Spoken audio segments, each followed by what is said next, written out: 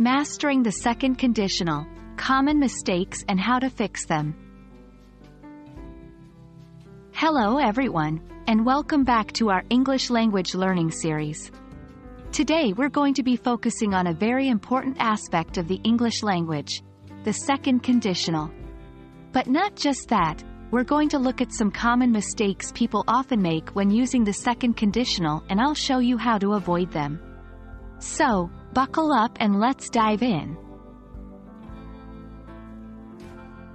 Before we go into the common mistakes, let's do a quick refresher on the second conditional. This conditional talks about unreal or improbable situations. We use it to imagine or speculate about things. The structure is quite simple. We use if plus past simple tense, and then would plus verb, base form. An example would be, if I won the lottery, I would buy a house.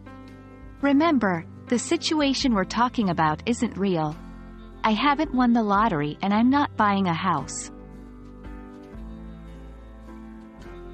Now let's get to the meat of today's video, the common mistakes.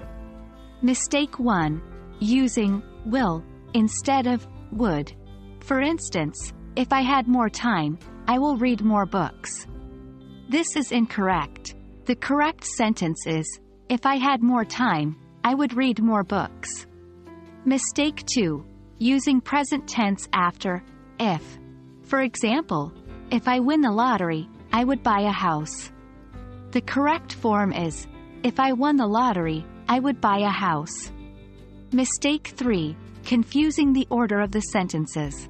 Sometimes people think that the if clause always has to come first, but it doesn't.